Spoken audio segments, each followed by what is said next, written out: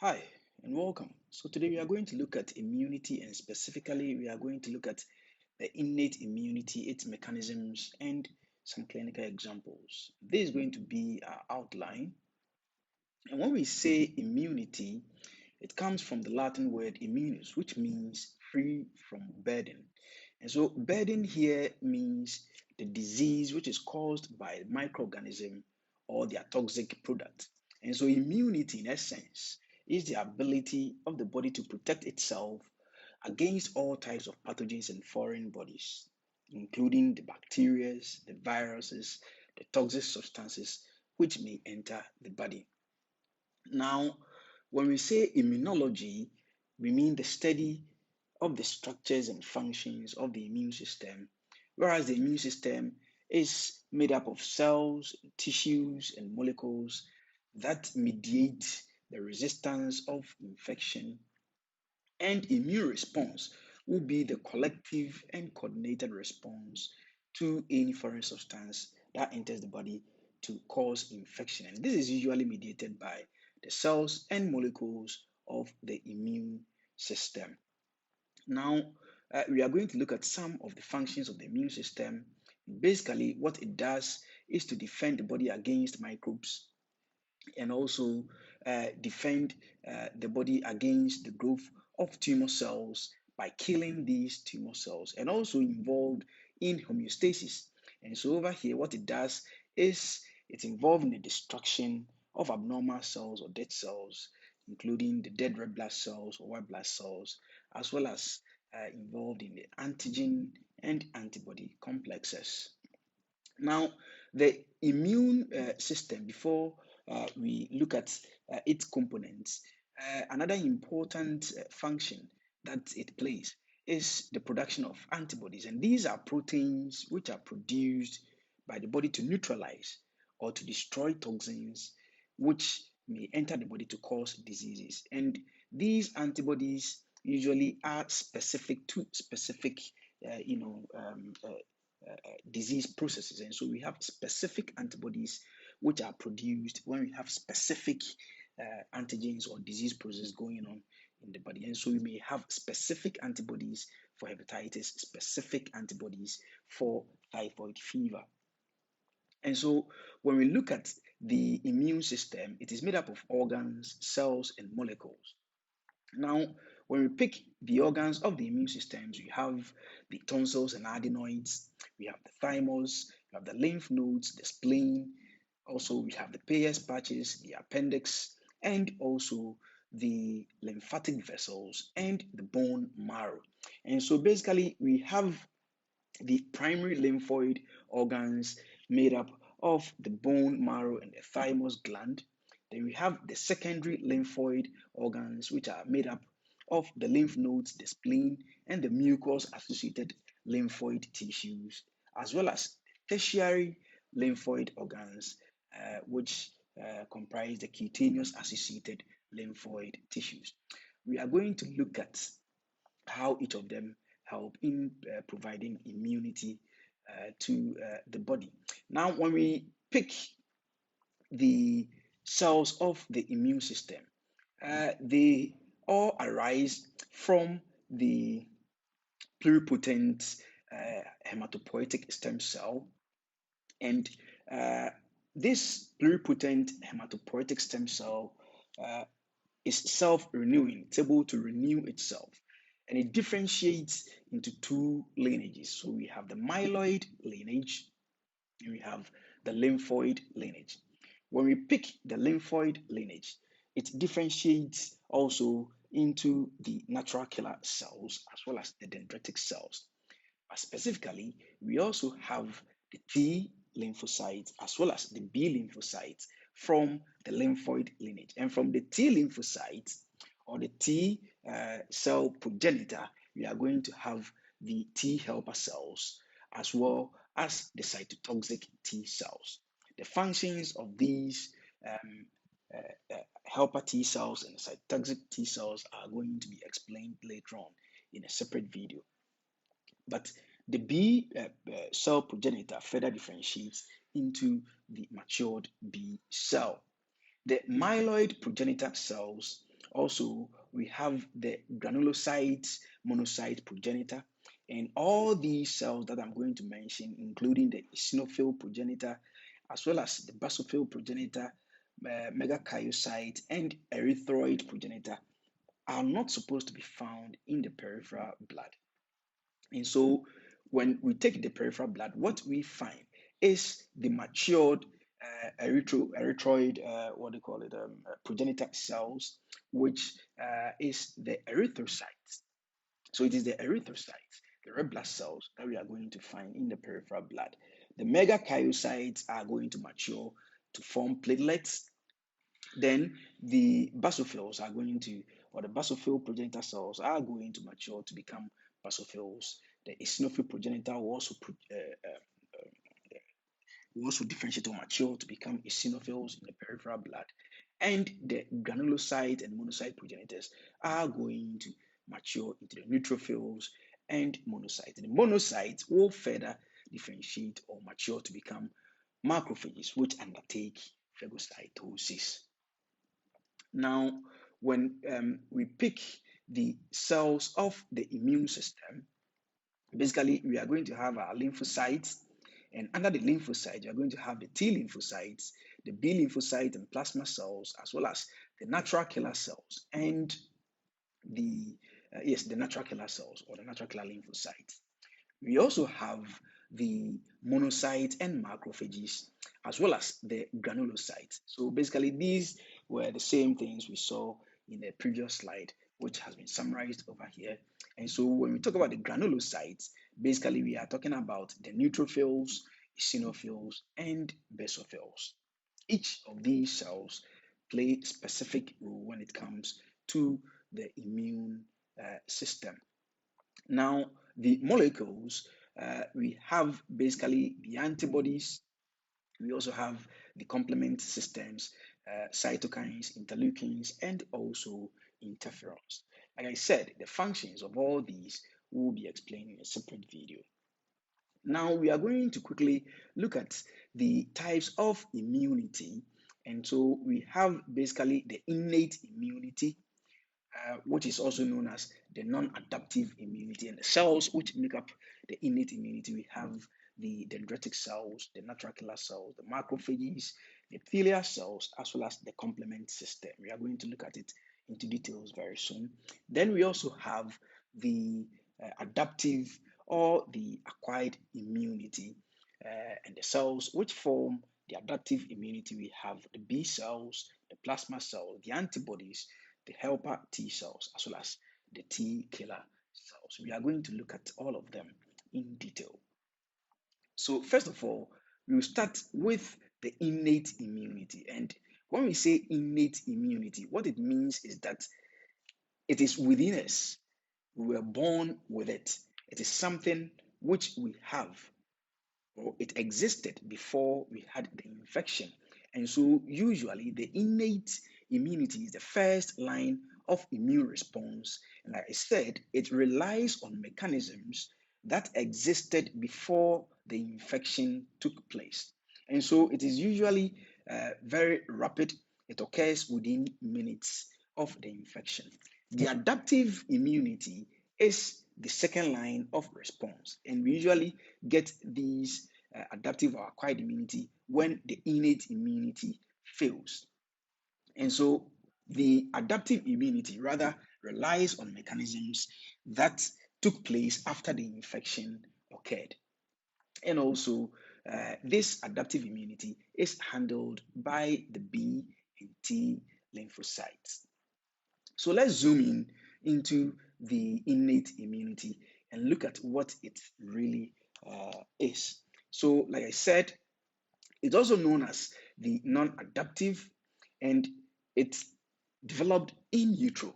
So, whilst we are in utero, we develop or we start the manufacturing or production of this form of immunity.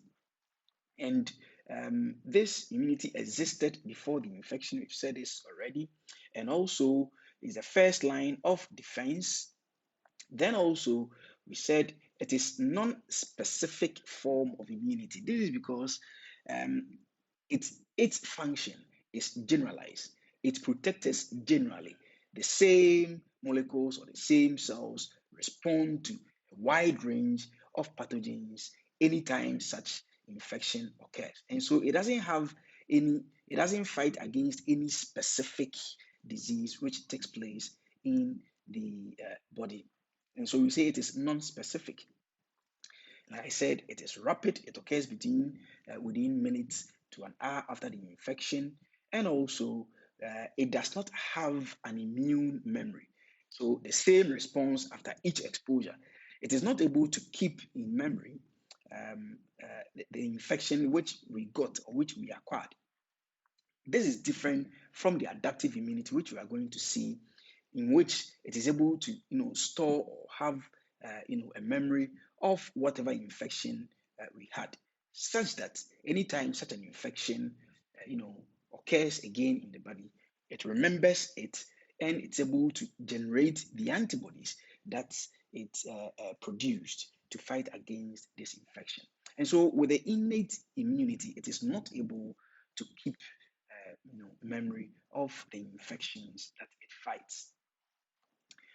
Still on the innate immunity, we have the components of the innate immunity being the physical, the chemical, as well as the biological barriers. And so we may have the skin and mucous membrane.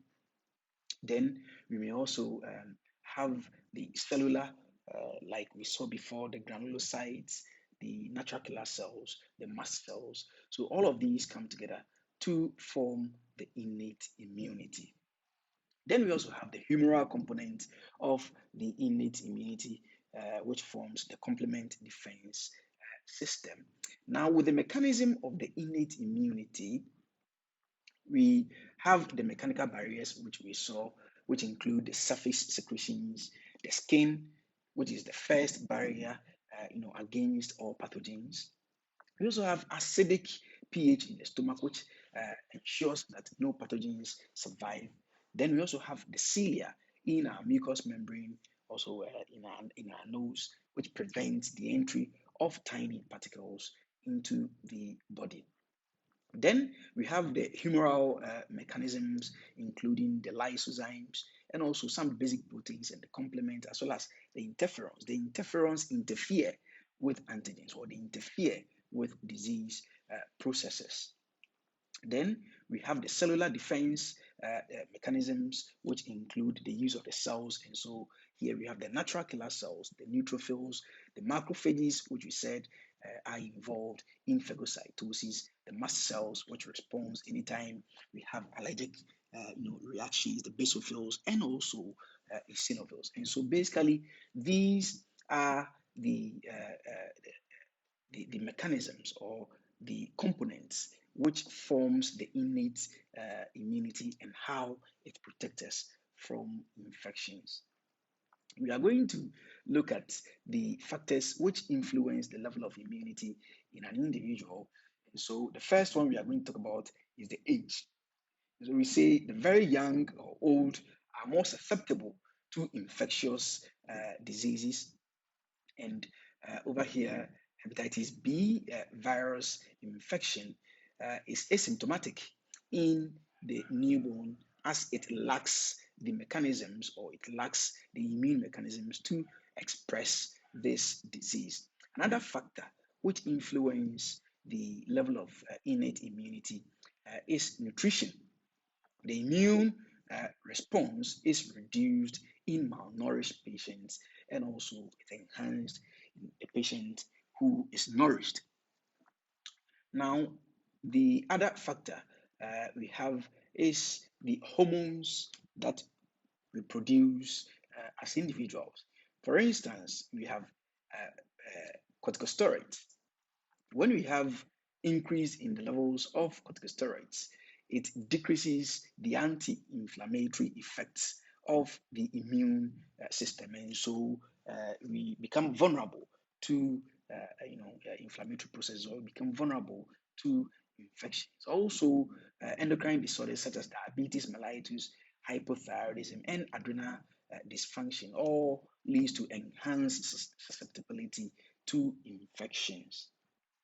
Now, when we look at the mechanism of the innate immunity, we are going to first look at how the epithelial surfaces protect us from infections. Then we shall also look at the antibacterial agents in the blood which fight against infections. Then also the microbial antagonisms of the body and also the cellular factors of the innate immunity. We are going to pick them one by one and see how they protect us. And also look at inflammation, how it protects us, or the process of inflammation, fever, as well as the acute phase proteins, how they are produced. And so, first of all, with the epithelial surfaces, these are the first line of defense. And so, their their action or their mechanism of action is more mechanical, using the skin, for example. And so, if we have a healthy skin, it provides bactericidal properties which fight against infections. And so, specifically, we have high concentrations of salts, in the drying of our sweat. We also have sebaceous glands secreting sebum to lubricate the skin to prevent it from drying and also causing infections. Then also we have the respiratory mucosa, which also has several innate mechanisms of defense, including the anatomy of the nose itself, which prevents the entry of microorganisms, and also the cilia within the nose traps, tiny dust particles from entering into our lungs. Then we also have the mucous lining of our mucous membrane, which sweeps backwards into the pharynx or the pathogens that it traps. And so sometimes we're able to, cough them out or we swallow them, and that is it. Then also we have the mucopolysaccharides, which sticks microorganisms into their lining and prevent them from entering the body. And also we have the pulmonary alveoli, which basically is involved in phagocytic or phagocytosis activities. Now, still on the epithelial surfaces, we have in our mucous membranes, basically the mouth, where we have saliva, digestive juice, high acidic stomach, all protecting us from infections. And so the saliva cleans our mouth, makes it clear because it contains lysozymes. Also, the digestive juice is high in hydrochloric acid and makes the environment, unfavorable for the growth of, pathogens. Now, we also have the conjunctiva, that's our eyes. Then it flushes the eyes with the fluids that the lacrimal glands produce, and so it clears our eyes from infections. Then also we have the antibacterial agents in the in the tears that we produce. Specifically, we have the lysozymes or the lysosomes, as well as the B lysine and also the lactoferrin. All of them protect us from infection. The urine that we produce when we pass flushes our urethra and also prevents the urethra from harboring microorganisms. Then also we have the spermine and the zinc, which is found in the sperm, serving as an antibacterial activity to prevent bacterial growth in the urethra. Then, like we said, we have the acidity of the adult vagina, which is hostile to many pathogens. And we have the normal pH to be 3.8 to 4.5. And so, with this pH, the lactobacilli secrete lactic acid, and in the presence of hydrogen and in the presence of hydrogen peroxide gives the vagina its acidic pH and prevents it from the formation of vaginal infections. Now, we're also going to look at the antibacterial agents in the blood and other tissues. And specifically, we have the beta lysine, which is thermostable substance active against anthrax and related bacilli. We also have the basic polypeptides, such as the leucines from the leukocyte and also the plakins from the platelets, all fighting against infections and preventing bleeding. Then we have also lactic acid in muscle tissues and also in inflammatory zones. Then the lactoperoxidase, which is found in the human breast milk or the human milk. It's produced throughout lactation or during lactation, but the mechanism with which it protects us from infection is not well understood. However, we also have interferons. Like I said, these interferons interfere with viruses and keep them from multiplying by way of triggering the killer immune cells to fight these viral infections. And so, this is how the bacterial agents in the blood fight against infections. Now, with the microbial antagonism, we are going to first look at the cellular factors of the innate immunity before we move on to the microbial antagonism. And so, the cellular factors, we first going to see the phagocytic cells, the macrophages, and the microphages. And what do? They ingest particulate matter and microorganisms, and afterwards they deplete these microorganisms of their ability to cause infection in the human body. And so when we have depletion of these phagocytic cells, then it may lead to the chronic granulomatous disease, which usually may occur in the body. Then also we have agranulocytosis, which leads to enhanced susceptibility to infection. That is when we do not have abundance of the granulocytes, which we saw. And so, absence or deficiency of the basophils, the neutrophils, and the eosinophils. Now, we are going to further look at the natural killer cells, which are the group of lymphocytes, and their ability to provide immunity is usually non-specific. And so, they also form part of the cellular factors that provide immunity to the body. And so, they do not have specific defense against viral infections as well as some tumors. Now, these cells may be activated by the interferons, I mean the natural killer cells. Now, we are going to look at the process of phagocytosis. We've done it before, but we need to go over the process of phagocytosis. And basically, what happens is that this being a macrophage, the first step is the chemotaxis and adherence of the microbe to the phagocyte. And so, this is the microbe. It adheres itself to the phagocyte. Once it adheres itself, there is going to be ingestion of the microbe by the phagocyte, as you can see in step 2. Once it's ingested, there is formation of phagosomes. So you see the microbe is surrounded by the phagosome, and so you find the microbe inside a vesicle.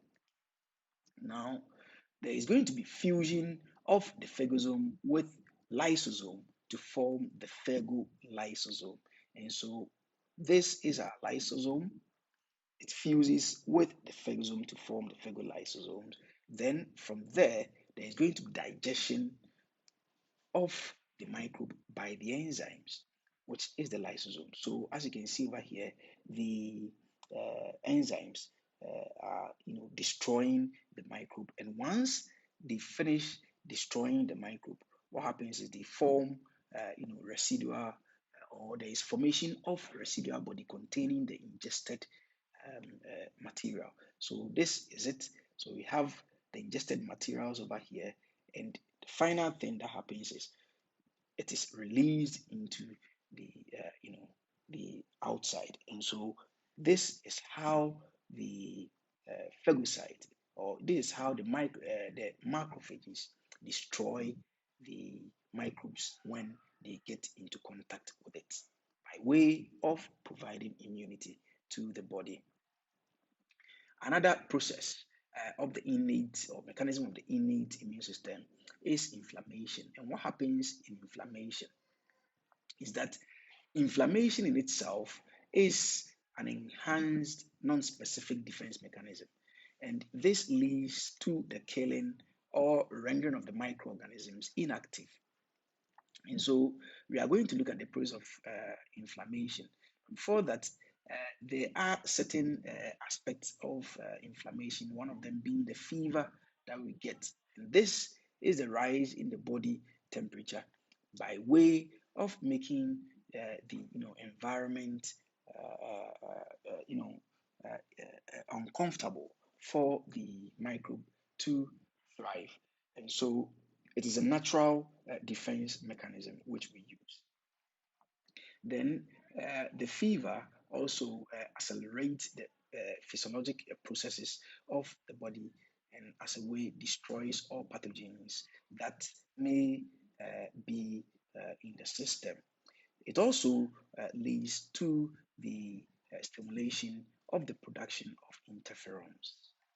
So basically, this is what inflammation is all about. But the processes that we have for inflammation is what we are going to look at now. And basically, um, we look at it after we have an injury. And so, this being, a broken skin, and we have pathogens surrounding the broken skin. So what happens is that we have our phagocytes or we have our macrophages coming to the place. So the first step in the inflammatory process is for us to have the broken skin pathogens entering the body and releasing these chemicals or inflammatory mediators. Now, once these inflammatory mediators are detected, uh, the body release the mediators of inflammation, and afterwards the mediators of inflammation causes the blood vessels to open up and allow access to the phagocytes which are coming here.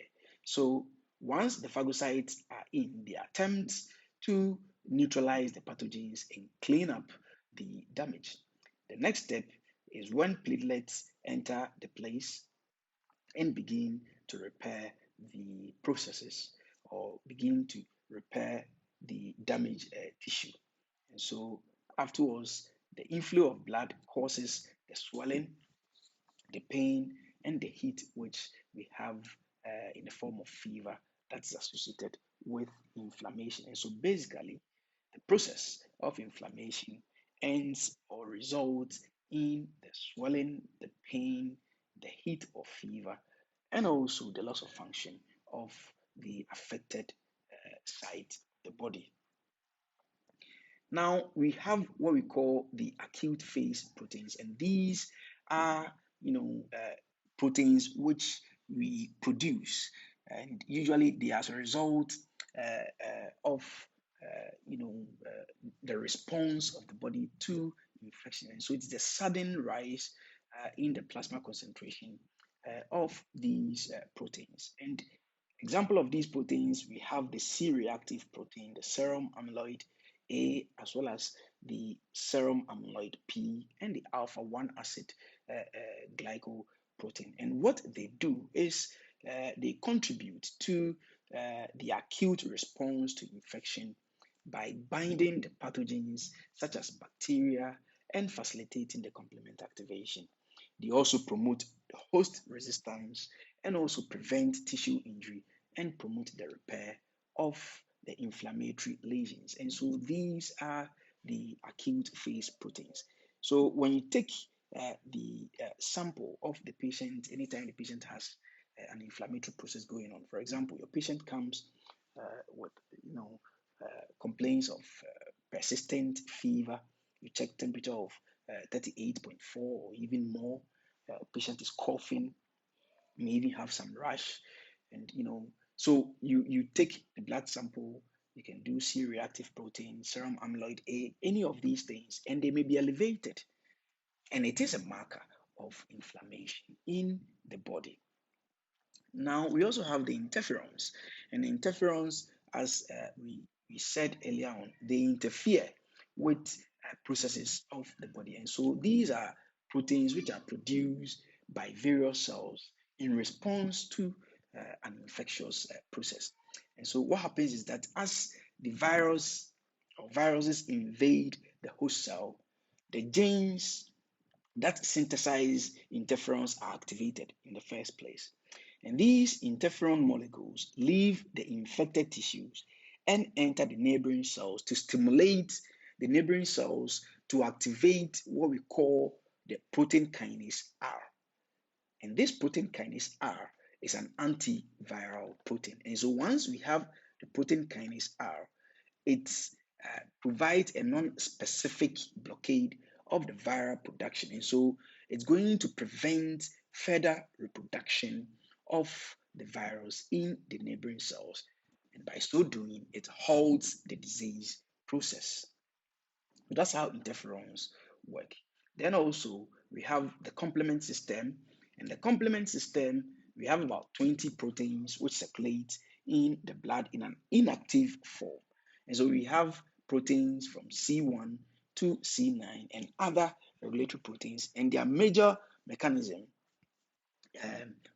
their main task is to destroy foreign substances, and they kill bacteria and other types of pathogens in the body, and they form part of the complement system.